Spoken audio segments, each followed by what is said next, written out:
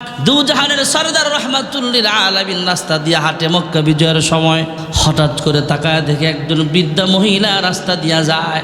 মহিলার চাইতে মহিলার বোঝাটা অনেক বড় হয়ে গেছে।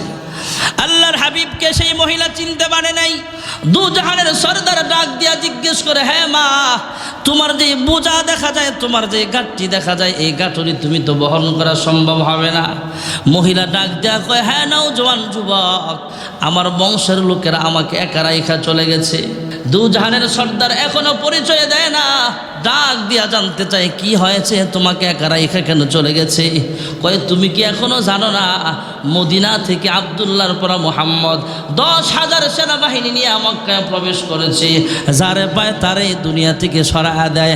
আমি মুহাম্মদের হাত থেকে বাঁচার জন্য পাহাড়ের পথে আশ্রয় নিতে যাচ্ছিলাম, আমার বংশের লোকেরা আমাকে একা একা রাইখা চলিয়া গেছে। মুহাম্মদুর রাসূলুল্লাহ সাল্লাল্লাহু আলাইহি ওয়াসাল্লাম তখনও পরিচয় না দিয়া জিজ্ঞেস করে, হ্যাঁ মা, তোমার যে গাঁটুরি আছে এই গাঁটটিটা তুমি একা একা নিতে পারবা না, আমার কাছে দাও, আমি বহন করে তোমাকে পাহাড় পর্যন্ত পৌঁছায় দিব। মহিলা মনে করছে আমি যাওয়ার পরে যদি সদরঘাটে যারা কুলিগিরি করে বোঝা নিবে, চাচা আমার কাছে দেন, আমার কাছে দেন। লঞ্চে উঠাবার পরে 10 টাকা, 20 টাকা, 50 টাকা, 100 টাকা বকশিস নেয়, ভাড়া নেয়। সে মনে করছে এই কুলিগিরি কইরা মনে হয় আমার কাছ থেকে টাকা নেবে। মহিলা ডাক দিয়া কয়, তুমি যদি আমার কাছে টাকা চাও, মুহাম্মদ ইবনে আব্দুল্লাহ ডাক দিয়া কয়, আমি তোমার কাছ থেকে কোনো টাকা নেব না, তুমি বুড়া মানুষ, তাই তোমাকে একটু হেল্প করতেছি। সুবহানাল্লাহ। আল্লাহর হাবিব রহমাতুল্লিল আলামিন বৃদ্ধা মহিলার ঘাটুরিটা মাথায় নিলেন। মহিলা এবার পয়গম্বরের পিছে পিছে যায় না, কারণ সে তো আর জানে না। মহিলা আগে আগে পথ দেখায় দেখায় নিয়ে যায় আর মুহাম্মদকে বকা দেয়। মুহাম্মদকে যা বলার বলে, মুহাম্মদ মক্কার মানুষ হয়ে মক্কার মানুষকে কেমনে তুমি মারো? এইভাবে বিভিন্নভাবে বলতেছে। আজকে অনেক দিন পরে, প্রায় 8 বছর পরে মদিনায় হিজরত করে চলে গিয়েছিল, ভালো কথা। আবার কেন মক্কার উপরে সে আক্রমণ করলো?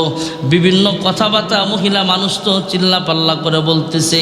আল্লাহর হাবিব মহিলার গাঁটির মাথায় নিয়ে হাঁটে।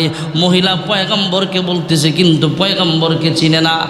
পাহাড়ের কাছাকাছি যখন চলে গেল, ওই বৃদ্ধা মহিলার বংশের যে লোকগুলো পাহাড়ে আশ্রয় নিয়েছে, ওই লোকগুলো তাকায় দেখে, কিরে, যে মহিলা যার কাঁধের উপরে বোঝা দিয়েছে সে তো মুহাম্মদ ইবনে আব্দুল্লাহ। সুবহানাল্লাহ। লোকজন আশ্চর্য হয়ে মুহাম্মদের দিকে তাকায় আসে, মহিলার দিকে একবার তাকায়। এবার লোকজন যখন মহিলার কাছাকাছি যায়, মহিলা চিল্লায় চিল্লায় বলে, এমনে তাকায় রইছ কেন? আমার বুঝাটাই যুবকটা আমাকে নুসরত করেছে, হেল্প করেছে, পাহাড় পর্যন্ত পৌঁছায় দিয়েছে। তোমরা কেমন মানুষ? তোমাদের কলিজাটা অনেক বড়। আমাকে একা রাইখা কেমনে তোমরা চলে আসলা? আমি কিভাবে বৃদ্ধা মহিলা পাহাড়ে একা একা গাঁটটি নিয়ে আসি? এই যুবকটা সাহায্য না করলে আমি এখানে বোঝা নিয়ে আসতে পারতাম না। তোমরা আমাকে একা রাইখা কেন আসছো? তারপরেও লোকগুলো কোনো কথা বলে না। পাহাড়ের বাসিন্দাগুলো একদম স্তব্ধ হয়ে গেল, আশ্চর্য হয়ে গেল, কি ব্যাপার, এমনি মহিলা কথা বলতেছে কেন? আবার মুহাম্মদুর রাসূলুল্লাহর মাথার উপরে বোঝা দেখা যায়। মহিলা ডাক দিয়া কয়, কি হয়েছে তোমাদের, এইভাবে তাকায় আছো কেন? পাহাড়ের বাসিন্দারা ডাক দিয়া বলে, হ্যাঁ মহিলা, যার কাঁধে তুমি বোঝা বহন করতে দিয়েছ সে আর কেউ নয়, সে লোকটাই হলো মুহাম্মদুর রাসূলুল্লাহ। সুবহানাল্লাহ। মহিলা ডাক দিয়া কয়, এই মিয়া, তোমাদের কথা যদি সত্য হয়ে থাকে, এই মুহাম্মদ কখনো মানুষকে খুন করতে পারে না, এই মুহাম্মদ কখনো মহিলাদের উপরে আঘাত করতে পারে না। কারণ আল্লাহর হাবিব রহমাতুল্লিল আলামিন মক্কা বিজয়ের সময় ঘোষণা দিয়েছে, 3 জায়গায় যখন মানুষ প্রবেশ করবে, মক্কাতুল মুকাররমায়, আবু সুফিয়ানের ঘরে অথবা নিজের দরওয়াজা লাগায় দিবে, তাদের উপরে আঘাত করিও না। কোনো শিশু, কোনো মহিলাদের উপরে আঘাত করবা না, তাদেরকে কোনো আঘাত করা হবে না, জুলুম করা হবে না, অত্যাচার করা হবে না। মহিলা ডাক দিয়ে বলে, এই যদি হয় মুহাম্মদুর রাসূলুল্লাহর অভ্যাস, যদি এটা হয়ে থাকে, আখলাক যদি এমন হয়ে থাকে, আমি আর তোমাদের দলে নাই। হ্যাঁ মুহাম্মদ, আমার বুঝতে আর বাকি নাই, আমাকে ভুল বোঝানো হয়েছে। মুহাম্মদ জালেম হতে পারে না, মুহাম্মদ হলো আসলে সত্য একজন পয়গম্বর। এমন আখলাকওয়ালা মানুষ কখনো মাজলুম, জুলুম, জালেম হতে পারে না। হ্যাঁ মুহাম্মদ, আর দেরি করতে চাই না, তোমার ভিতরে নবুয়তির প্রমাণ আমি পেয়ে গেছি। এমন আখলাকওয়ালা মানুষগুলোকে আল্লাহ পয়গম্বরের দায়িত্ব দান করে। হ্যাঁ পয়গম্বর, আর দেরি করবার চাই না, এই মুহূর্তে আমাকে কালিমা পড়ে মুসলমান বানায় দাও। এই হলো মক্কা বিজয়। বিশাল লম্বা কথা, সংক্ষেপে আপনাদের শোনালাম। আরো অনেক ঘটনা বিচ্ছিন্ন ঘটেছে। এক কথায় মক্কা বিজয় হওয়ার পরে সাহাবাই কারাম একসাথে আল্লাহু আকবরের আওয়াজ দিয়েছিলেন। জোরে আল্লাহু আকবর, আর মহাব্বতে আল্লাহু আকবর। ১৫০০ বছর আগে যদিও শাহাদাত বরণ করেছে, একদম কাছাকাছি কয়েক বছর আগে কনস্ট্রাকশনের কাজ করার জন্য, বিল্ডিং খোদবার জন্য, ফাইলিংয়ের কাজ করার জন্য নিচে মাটি খনন করা হয়েছিল। আরব দেশের কোনো এক রাষ্ট্রে ঘটনাটা ঘটেছিল ভাইয়েরা আমার। মাটি খনন করার পর বিশাল বড় একটা লাশ পাওয়া গেছে। লাশের মাথা থেকে রক্ত প্রবাহিত হচ্ছে। সেই রক্ত দিয়া দুর্গন্ধ নয়, বরং জান্নাতি মেশকো আম্বরের ঘ্রাণ প্রবাহিত হইতেছে। তারপর বর্তমান আধুনিক জমানার বৈজ্ঞানিকরা মাটি পরীক্ষা করলেন, লাশের কাপড় পরীক্ষা করে দেখলেন এটা আজকের লাশ নয়, এটা প্রায় ১৫০০ বছর আগের সাহাবাই কেরামের লাশ। শহীদ হয়েছিল, ওর তীর লেগেছিল হয়তো মাথায়, তীরের যে আঘাত সেখান থেকে রক্ত বের হচ্ছে। বন্ধ করার চেষ্টা করছে, বন্ধ হচ্ছে না, রক্ত বের হচ্ছে। এত আগের রক্ত, তারপরও দুর্গন্ধ আসছে না, জান্নাতি খুশবুর ঘ্রাণ আসতেছে। সুবহানাল্লাহ বলে। ভাইয়েরা আমার, বন্ধুরা আমার, আল্লাহর নবীর সাহাবাই কেরামদের মাধ্যমে জানায়া দিলেন, হ্যাঁ মহিলা তুমি কেন আসলা? মহিলা সাহাবী ডাক দিয়া কয়, ওগো আল্লাহর হাবিব, আমি যুদ্ধের কাজ পরিচালনার জন্য আসি নাই, আমি এসেছি, আমি আপনার একজন সাহাবী হযরত হানজালার বিবি। আমার স্বামী যুদ্ধের ময়দানে চলে এসেছি, ওনার উপরে গোসল ফরজ ছিল, আমি জানি আর আমার আল্লাহ জানে, আর কেউ জানে না। উনি গোসল করার জন্য রেডি হচ্ছিলেন, এমত অবস্থায় কে যেন মদিনার অলিগলিতে আওয়াজ উঠায় দিছে, কদ কুতিলা মুহাম্মদ। কয়েকজন যুবক সাহাবাই কেরাম যুদ্ধের ময়দানে চলে গেছে তাৎক্ষণিকভাবে, কিন্তু আমার স্বামীটা আমার ঘরেই ছিল, গোসল করার জন্য প্রস্তুতি নিচ্ছিল। এদিক দিয়ে ছোট ছোট পোলাপান চিল্লায় চিল্লায় ডাক দেয়, কে আছো ঘরে? মুসলমানদের নবী কিন্তু শাহাদাত বরণ করে ফেলেছে। কাফেররা আওয়াজ উঠায় দিছে, কদ কুতিলা মুহাম্মদ। সাহাবাই কেরাম ছোট্ট ছোট্ট বাচ্চারা ডাক দেয়, কারণ শিশু বাচ্চারা তো আর যুদ্ধের ময়দানে যায় নাই। এরা যখন খবর পাইছে, এরাও রাস্তা দিয়ে দৌড়ায় আর চিল্লায় চিল্লায় কয়, হাইয়া আলাল জিহাদ। আমরা যেমন নামাজের সময় মুয়াজ্জিন আজান দেয়, হাইয়া আলাস সালাহ, আর সাহাবাই কেরাম যখন যুদ্ধের ময়দানে যাইতেন তখন আজানের মতো আওয়াজ হতো, হাইয়া আলাল জিহাদ বলে যখন ডাক দেওয়া হতো। আল্লাহর নবীর সাহাবীর স্ত্রী ডাক দিয়া কয়, ওগো আল্লাহর হাবিব, আমার স্বামী গোসল ছাড়া, গোসল না করে আমার কাছে আইসা বলে, ওগো বিবি তলোয়ার দাও, যুদ্ধের ময়দানে চলিয়া যাব। আমি বললাম, ওগো আমার স্বামী, আপনি গোসল করে তারপরে যেতে পারেন, কারণ আপনার উপরে তো গোসল করা ফরজ। আমার স্বামী ডাক দিয়া বলে, হ্যাঁ বিবি রে, কার জন্য গোসল করব? আল্লাহর হাবিবি যদি দুনিয়ার জমিনে না থাকে তাহলে আমার গোসল করে কি লাভ হবে? আর গোসল করতে যেই সময়টা লাগবে, এই সময় লেট হওয়ার কারণে যদি আল্লাহ হাসরের ময়দানে আমাকে পাকড়াও করে যে আমার নবী শহীদ হয়ে যায়, আর তুমি গোসলখানার ভিতরে সময় কাটাইলা, আমাকে আর দেরি করা যাবে না, এই মুহূর্তে তলোয়ারটা হাতে নাও। হানজালার বিবি ডাক দিয়া কয়, ওগো আল্লাহর হাবিব, আমার স্বামী তলোয়ার নিয়ে শাহাদাত বরণ যদি করে থাকে তাহলে তার লাশটা বিনা গোসল দাফন করবেন না, গোসল দিয়া দাফন করবেন। জোরকন সুবহানাল্লাহ। সাহাবাই কেরামদেরকে বললেন, ও সাহাবীরা, হানজালার লাশ কোথায় খুঁজে বের করো? যারা আহত আছে তাদের মধ্যেও লাশ খুঁজে পাওয়া যায় না, যারা শাহাদাত বরণ করেছেন তাদের মধ্যেও লাশ খুঁজে পাওয়া যাচ্ছে না। সাহাবাই কেরাম পেরেশান, এদিক দিয়ে আল্লাহর নবী নিজেও পেরেশান। সাহাবাই কেরাম কাঁদতেছে, কোথায় গেল লাশ? কারণ আল্লাহর হাবিব রহমাতুল লিল আলামিনের সাহাবাই কেরামদেরকে কাফেররা নির্মমভাবে হত্যা করেছিল। হিন্দা এই লোকটা আল্লাহর নবীর চাচার কলিজা, ভেতর থেকে বুক তলোয়ারটা ফেরে ভিতর থেকে কলিজা বের করেছে, তারপরে চাবাইছিল। ওয়াহশী নামে একজন, পরবর্তীতে যদিও সে ভালো হয়ে গেছে, সেও কাফেরদের পক্ষ নিয়ে মুসলমানদের উপরে অনেক আঘাত করেছিল। ভাইয়েরা আমার, বন্ধুরা আমার, এই হিন্দা আল্লাহর হাবিবের চাচা আমির হামজার কলিজা যখন চাবাইছিল তখন হয়তো একটু রক্ত ভিতরে ঢুকেছিল। আমাদের উলামায়ে কেরাম হাদিস থেকে বর্ণনা করেছেন, মুহাদ্দিসিনে কেরাম বলেন এই সাহাবীর রক্ত যেহেতু তার ভিতরে ঢুকেছে, আল্লাহ হয়তো এই বরকতে তাকে হেদায়েত দান করেছে। ওই সাহাবীর রক্তটাকে আল্লাহ জাহান্নামে নিবে না, এই রক্ত খাওয়ার বরকতেও আল্লাহ তাকে জান্নাতি মানুষ বানায় দিছে। জোরে কোন সুবহানাল্লাহ। যেহেতু তার ভিতরে সাহাবীর রক্ত ঢুকছে, আল্লাহর নবীর সাহাবীটা আল্লাহ জাহান্নামে নিবে না। যদিও সে বেঈমান, সাহাবীর কলিজা কামড়ায় খাইছে, কিন্তু এই রক্তটা তো তার ভিতরে চলে গেছে। এই বরকতে আল্লাহ কয় আমার নবীর সাহাবীর রক্তটাও আমি আল্লাহ জাহান্নামে দিব না, যা তোরা আমি আল্লাহ হেদায়েত দিয়ে দিলাম। সুবহানাল্লাহ।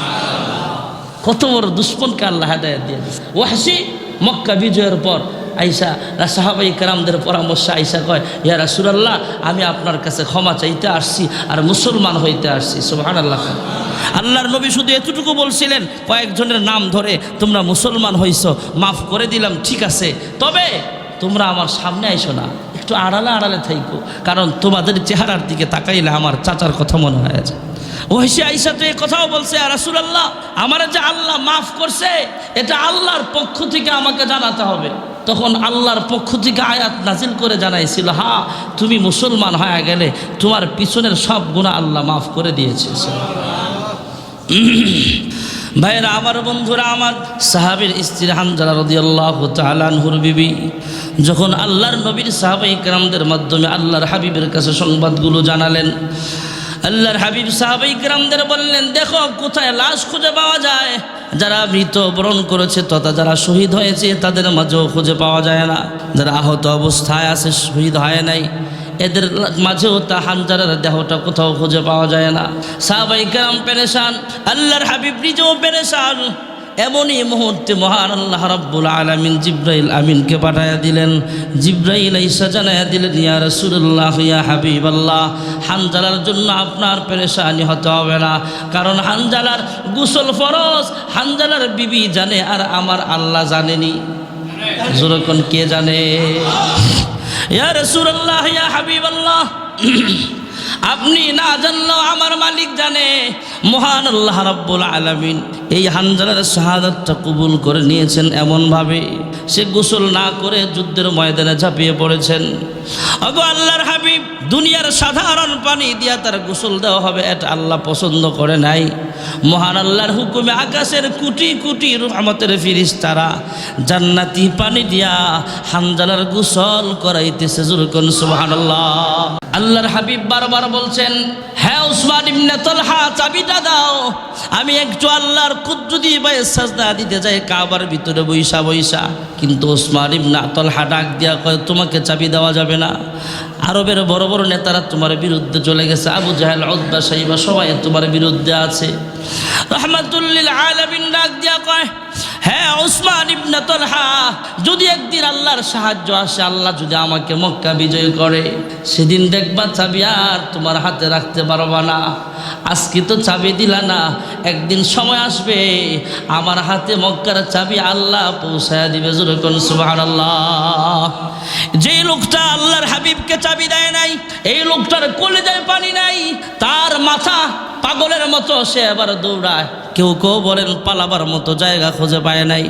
সে আল্লাহর নবীর কাছে আইসা অনুতপ্ত হলেন, মাফ চাইলেন। আবার কোন কোন তাফসীরকারী কোন লেখেন, ভাইয়েরা আমার, ওই ওসমান ইবনে তালহা লুকাইলেন, হযরত আলী রাদিয়াল্লাহু তাআলা আনহু তাকে খুঁজে পাইলেন, সে একটা আড়ালে লুকায় আছে।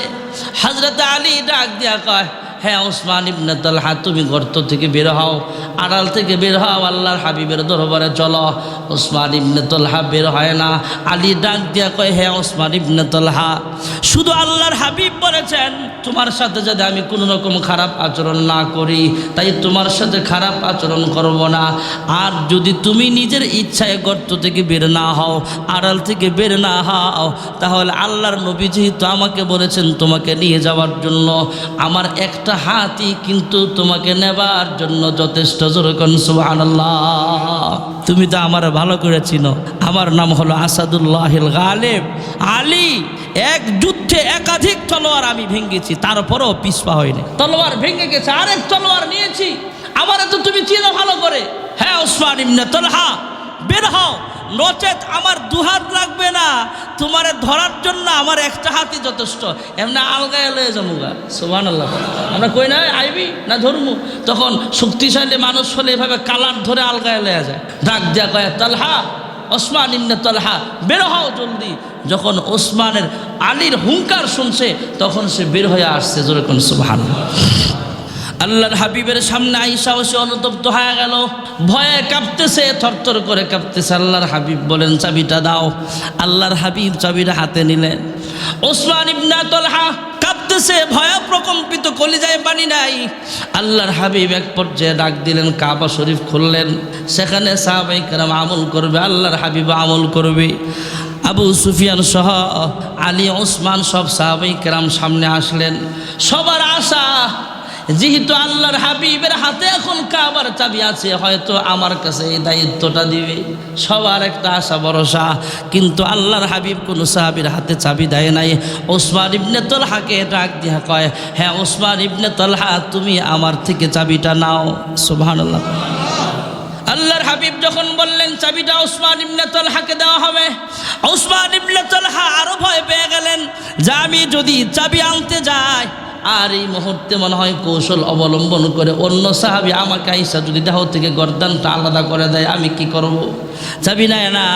আল্লাহর হাবিবের পক্ষ থেকে ঘোষণা জানানো হয়েছে, হ্যাঁ ওসমান ইবনে তালহা, তোমাকে আমি আল্লাহর হাবিব, আমি রাহমাতুল লিল আলামিন মাফ করে দিলাম। এই চাবি তোমার হাতে দেওয়ার উদ্দেশ্য হলো আমি আল্লাহর হাবিব তোমার হাতে চাবিটা অর্পণ করলাম। শুধু তুমি নয়, তুমি যতদিন দুনিয়ার জমিনে বেঁচে থাকবা ততদিন তোমার হাতেই চাবি থাকবে। তোমার ইন্তেকালের পরে তোমার সন্তানই চাবিটার দায়িত্ব গ্রহণ করবে। তোমার সন্তান মারা গেলে তোমার নাতিয়ের দায়িত্ব গ্রহণ করবে। কোনো জালেম বাচ্চা ছাড়া কিয়ামত পর্যন্ত তোমার হাত থেকে, তোমার বংশের মানুষ থেকে এই চাবিটা কেউ নিতে পারবে না। জোরে কোন সুবহানাল্লাহ। কাবার চাবি এখনো ওসমান ইবনে তালহার বংশের লোকদের কাছে এখনো আছে, বৎসরে কয়েকবার খোলা হয়। সুবহানাল্লাহ। মুসলমান, মুসলমান আমার মতো খতিব সাহেব দেখলে কিন্তু শয়তান ডরায় না। ইউসুফ হাজি সাহেব, আলহাজ ইউসুফ ভাই, ওনারা দেখলেই যে শয়তান ভয় পাইবে তা না, কিন্তু ইমাম সাহেবরা দেখলে শয়তান ভয় পায় না।